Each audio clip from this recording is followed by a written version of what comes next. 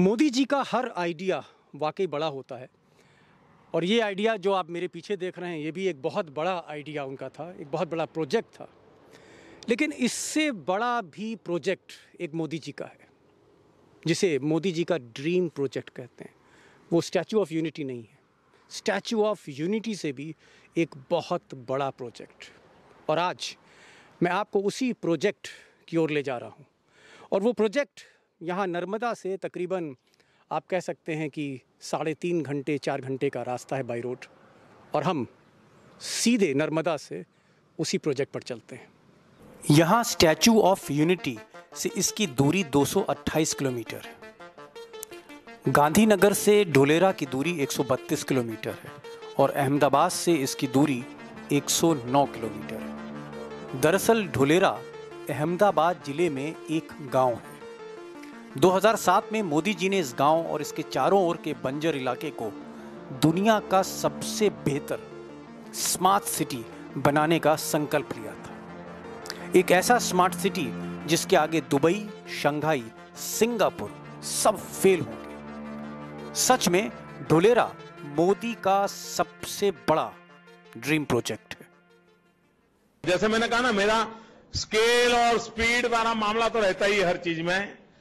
मित्रों, आज जो दिल्ली है, हजारों साल के बाद जो आज दिल्ली बना है, उसकी जो साइज है, ये हमारा जो नया धौलेरा बनेगा उसकी साइज दिल्ली से डबल है। ये हमारा जो धौलेरा बनेगा, आज जो सांगाई है, उस सांगाई से 6 गुना ज्यादा बड़ा हमारा वो धौलेरा बनने वाला है। इससे पहले कि हम ढोलेरा की जमीन पर जाकर पड़ताल शुरू करें, बेहतर होगा कि हम ये जान लें कि ये आइडिया मोदी के दिमाग में कब आया। ये बात 2007 गुजरात वाइब्रेंट समिट की है, जब मोदी जी ने देश के बड़े बड़े उद्योगपतियों के सामने ढोलेरा का ऐलान किया। फिर मोदी जी का प्रचार तंत्र इस प्रोजेक्ट की मार्केटिंग में दिन रात जुट गया। जब मैं देशों की केस स्टडी करता था, पूछते थे कि हमारा देश टोक्यो या शंघाई जैसा क्यों नहीं है, Dubai, silicon valley, Seattle, Berlin, Singapore, London जैसा क्यों नहीं है। आज बात करते हैं ढोलेरा स्मार्ट सिटी, देश का पहला ग्रीनफील्ड स्मार्ट सिटी प्रोजेक्ट। एक ऐसा प्रोजेक्ट जो कि सिंगापुर से 1.5 गुना बड़ा, मुंबई से ज्यादा बड़ा। 2012 आते आते जब मोदी खुद को प्रधानमंत्री प्रोजेक्ट कर रहे थे, तब ढोलेरा के सपने जगह जगह बेचे गए।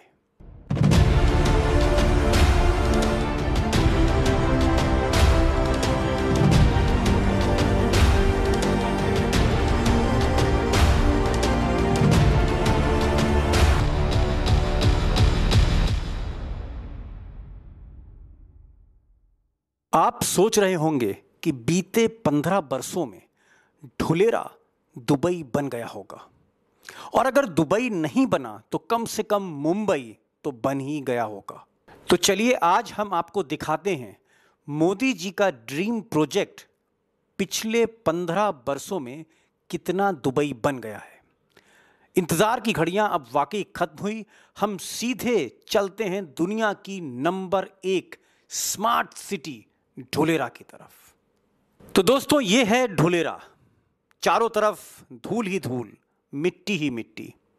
अब तक यहां सरकार ने सिर्फ एक बिल्डिंग बनाई है जिसका नाम ABCD बिल्डिंग है, जो दरअसल एक एडमिनिस्ट्रेटिव ब्लॉक है। लेकिन यहां आकर हमें पता चला कि अफसर इस बिल्डिंग में, इस इमारत में कम आते हैं। आइए आपको दिखाते हैं कि इस मुख्यालय के चारों तरफ क्या नज़ारा है। मैं इस समय ढोलेरा स्मार्ट सिटी के हेडक्वार्टर में हूँ। पीछे जो आप इमारत दिख रही है, यहाँ अक्सर मुख्यमंत्री भूपेंद्र पटेल आते हैं, मीटिंग करते हैं। और ये जो हेलीपैड है, यहाँ उनका हेलीकॉप्टर उतरता है। हालत क्या है विकास की, यहाँ पर आप देखें, बगल में ऊँट जो हैं वो यहाँ पर चल रहे हैं, और आप देख सकते हैं पूरा बंजर है ये इलाका। अगर हम नक्शा देखें स्मार्ट सिटी का, तो जहाँ ये आप ऊँट देख रहे हैं, यहाँ पर दुबई और सिंगापुर जैसी बड़ी स्काईस्केपर्स, बड़ी इमारतें होनी चाहिए थी। और जितने सालों से ये धीरे धीरे ये प्रोजेक्ट रेंग रहा है, उसके हिसाब से यहाँ पर पूरी आबादी होनी चाहिए थी। लेकिन आप खुद देख सकते हैं इस वक्त कि जो धुलेरा का जो एपी सेंटर है, वहाँ पर आप डेवलपमेंट देख सकते हैं कि कहीं पर कोई इमारत नहीं सिवाय मुख्यालय की। और ये जो इमारत आप पीछे देख रहे हैं, ये इस इमारत पर मैंने कोशिश करी थी हेडक्वार्टर्स में जाने की, लेकिन मुझे बताया गया कि यहाँ इस बिल्डिंग में फ़िलहाल कोई भी इस वक्त अधिकारी नहीं है। जब कभी मीटिंग होती है तो गांधीनगर से यहाँ पर अधिकारी आते हैं। अब आप ज़रा खुद फैसला करें, मोदी जी की टीम धुलेरा का कौन सा सपना दिखा रही थी? तो ये सपने वाला वीडियो देखिए और बगल में ज़मीन पर क्या सच्चाई है वो रियलिटी वाला वीडियो देखिए, तस्वीरें देखिए। आपको सपने और सच्चाई में अब फर्क साफ दिख रहा होगा। एक तरफ सपनों का दुबई और दूसरी तरफ बंजर सुनसान धुलेरा। हर तरफ बंजर जमीन है, खाली प्लॉट हैं, या फिर कुछ अधूरी इमारतें हैं या अधूरी सड़कें। यानी 15 साल से ये प्रोजेक्ट सरकार की फाइल पर ही चलता रहा।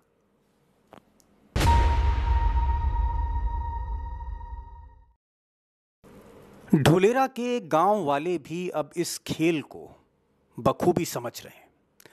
कई बरसातें गुजर गईं, लेकिन यहां अब तक हरियाली नहीं आई है। इन गांव वालों से जब आप सिंगापुर या दुबई की बात छेड़ते हैं तो ये लोग अब हंसते हैं। तो इसको कैसा बता रहे थे, दुबई जैसा बनेगा ये? सिंगापुर जैसा बता रहे हैं। अभी तो कुछ नहीं हुआ। सिंगापुर कैसे नहीं? हाँ, सिंगापुर तो क्या, और भी कुछ नहीं। अहमदाबाद जैसी सुविधा भी नहीं हुई है इधर। तो सपना है कि मैं डबल दिल्ली कर दूंगा, ऐसा है उसका सपना था। दिल्ली से बड़ा कर दूंगा। हाँ, डबल दिल्ली कर दूंगा। उसका सपना है। एयरपोर्ट है मोदी जी का। आपको क्या लगता है, राजनीति ज्यादा हो रही है कि दिल्ली से बड़ा कर देंगे, बम्बई बना देंगे, दुबई? हाँ, ऐसा बोलते हैं, बना देंगे, दिल्ली जैसा बनाएंगे। अभी टाइम लगेगा मगर बना देंगे। सिंगापुर कब बन रहा है? 42 में बन जाएगा। 42 में बन जाएगा। 42 में 42 में कंप्लीट हो जाएगा एकदम। मोदी जी होंगे तब? हाँ, मोदी जी का तो भगवान की माया है ना। हम भी नहीं होंगे, क्या पता। बतौर मुख्यमंत्री मोदी ने 2007 में जब धुलेरा का ढोल पीटा था तो गुजरात में नेता, अफसर, व्यापारी, दलाल, डीलर सब यहां पहुंचे और यहां किसानों से उन्होंने सस्ती जमीनें खरीदी। फिर कुछ समय बाद इन्हीं जमीनों को नेताओं, अफसरों ने डेवलपर्स, बिल्डर्स को ऊंचे दामों पर बेच दिया। लेकिन प्रोजेक्ट जब फाइल पर रुका रहा तो जमीनों के दाम उम्मीद की तरह आगे नहीं बढ़े और यहीं डेवलपर्स को मोटा चूना लग गया। और इस खेल में जहां रसूखदारों ने मोटी मलाई खाई, वहीं डेवलपर्स ने, निवेशकों ने हाथ खींच लिए। कुछ बिल्डर तो यहां से भाग निकले क्योंकि नुकसान वाकई बहुत ज्यादा हो गया था। सुनते हैं कि यहाँ गांव वालों से बड़ी सस्ती जमीन। हाँ, सब ले लिया, सब ठोक गया। लेकिन शुरू में किसानों में से कितने भाव पे लिया? आज से 10 साल पहले। अरे किसानों ने कोई नहीं बेचा, नहीं। 50-60 हजार में लिया है। 50-60 हजार में लिया है। अच्छा। हाँ, 10 लाख रुपया चली गई है। 1 लाख रुपया। 50,000 में? हाँ, 50,000 में पर बीघा। 50 की जमीन आज कितने भाव में हुई? आज 25 लाख के आसपास पहुंच गए। ये सस्ती जमीन ली गई, क्या क्या था? नहीं, जैसा जिसका पैसे की जरूरत है। मानो के पहले तो 8,000 रुपया बीघा था, ये नहीं था। जब 8 से 10,000 बीघा, अब उसको लाख रुपया दे देगा, 50,000 दे देगा तो ले लेगा ना भाई। इतना ज़मीन का भाव कभी आया ही नहीं तो आएगा कहाँ से? ऐसा हिसाब से ले लिया। और आइडिया वाला लोग, मोदी जी दिल्ली से जो कुछ पास किया तो वो वहाँ से सब लोग, इंडिया में से आए सब लोग, सब लेके चले गए। आपने बेचा जमीन? हाँ, 7 बीघा बेचा है। 7 बीघा बेचा है। कितने भाव में बेचा था? वो 1,25,000 के आसपास। वो 3 साल हो गया। आज रेट बढ़ गया होगा। हाँ, आज उसका रेट बढ़ा है, शायद 8 या 9 लाख के आसपास होगा। जमीन का जो है माल सबसे ज़्यादा किसने कमाया, कौन लोग कमा के लेकर, शहर वाले, दिल्ली, बम्बई, अहमदाबाद? हाँ, सब कंपनी वाला रोकड़ करा वाला रोकता है न, पैसा लेता है,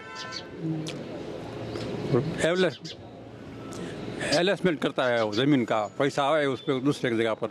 एक शिकायत यहाँ पर लोगों से हमने बात करी, वो ये है कि बहुत से जो प्रॉपर्टी डीलर हैं बड़े बड़े, उन्होंने खूब पैसा यहाँ पर कमाया और चीटिंग भी करी। वो पैसा कमा गए पर मजदूर को नहीं देता है, मजदूर को पैसा नहीं देता है, बिल्डर वो लेके चले गए सब, प्रॉपर्टी डीलर, और मजदूर को खाने के लिए भी नहीं देते थे, फिर मजदूर भी चले गए, क्या करेंगे। दुनिया में कुछ किसान कहते हैं कि उनको जो ज़मीन के दाम चाहिए थे दिए नहीं, और कुछ बिल्डर लोग हैं वो ज़्यादा इसमें प्रॉफिट कमा रहे हैं बाहर। तो आप समझ लो कि मेरा दाम है, मैं 5 रुपये में बेच दिया, फिर आपको 5 रुपये में बेच दिया, फिर उसको 15 रुपये में वो बेच रहा है, तो फिर उसमें तो आपको घाटा या नुकसान वो देखना नहीं चाहिए ना।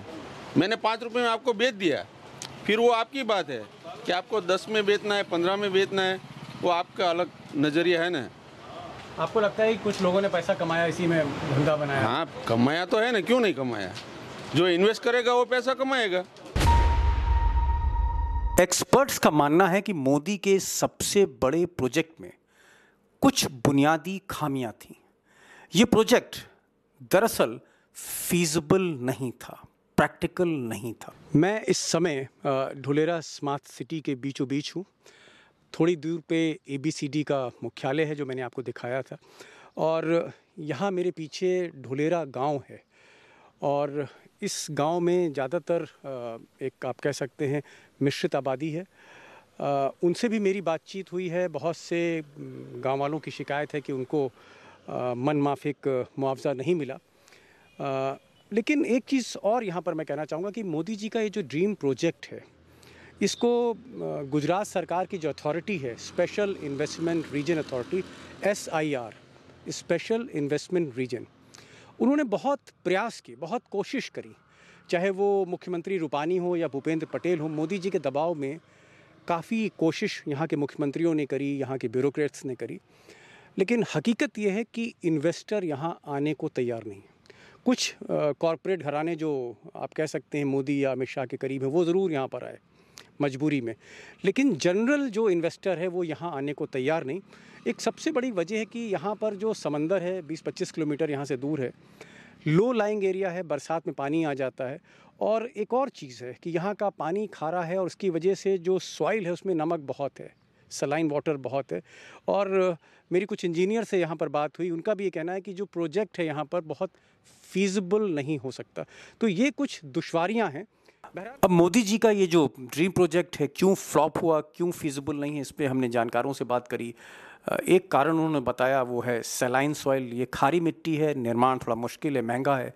मैरीन क्ले है, समंदर की मिट्टी है, और इस वजह से इमारत जो है उसका जो कंस्ट्रक्शन कॉस्ट है वो बढ़ जाता है। फिर नेचुरल ड्रॉट, यानी यहाँ पर तट पर गहराई जो है कम है, और इसलिए अगर बड़ी शिप्स आएंगी तो फिर ड्रेजिंग करनी पड़ेगी जिसकी कॉस्ट और बढ़ जाएगी।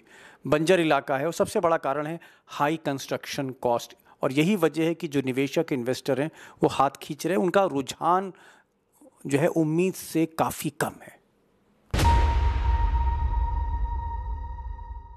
मुख्यमंत्री के तौर पर जब मोदी जी इस प्रोजेक्ट को कामयाब नहीं कर पाए तो 2014 में PM बनने के बाद उन्होंने केंद्र सरकार की ताकत यहाँ झोंक दी।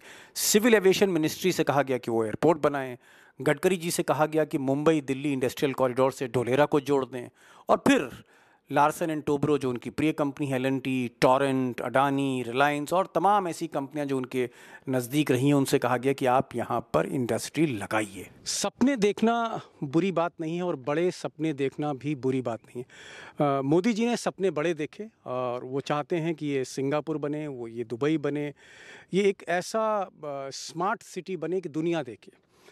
लेकिन यहाँ हकीकत यह है कि उम्मीद से कम काम हुआ। मैं इस वक्त धुलेरा के इंडस्ट्रियल डेवलपमेंट सिटी जो है इन्होंने बनाई वहाँ पर हूँ। थोड़ा बहुत काम हो रहा है, ऐसा नहीं है कि काम नहीं हो रहा है, थोड़ा बहुत काम हो रहा है। कुछ प्राइवेट कंपनीज़ जो हैं प्राइवेट सेक्टर से आई हैं, कुछ प्लांट्स यहाँ पर लग रहे हैं। लेकिन जो गति हमने कभी नोएडा में देखी, ग्रेटर नोएडा में देखी, या नरेंद्र तिवारी ने जो नोएडा का कंसेप्ट रखा, या आप कह सकते हैं कि जिस तरह से नायडू बाबू ने साइबराबाद बनाया, या अमरावती का उन्होंने कंसेप्ट रखा, या किसी समय चंडीगढ़ बना, उस तरह की गति जो है, उस तरह का इम्प्लीमेंटेशन अभी तक पिछले 12-13 साल में ढुलेरा में हमें देखने को नहीं मिला है। और हम उम्मीद करते हैं कि मोदी जी जो हैं ज़रूर इस एरिया को डेवलप करेंगे, गति देंगे, और कहीं ना कहीं केंद्र सरकार का फोकस यहाँ पर होगा, भले ही वो 2024 के चुनाव को लेकर ही क्यों ना हो। बहरहाल आपने सारी सच्चाई तो देख ली ढुलेरा की, और आप कह सकते हैं कि ढुलेरा को लेकर कि दूर के ढोल अक्सर सुहावने दिखते हैं, पास आके हकीकत कुछ और दिखती। लेकिन एक बात मैं और जोड़ना चाहूँगा कि बादशाह जब हद से ज़्यादा ताकतवर हो जाता है तो ऐसे प्रोजेक्ट हर कीमत पर ज़मीन पर उतारे जाते हैं, चाहे कीमत कुछ भी हो। कुछ यही कहानी भारत के इस दुबई की है जो अब तक सिर्फ वीडियो में देखा जाता है।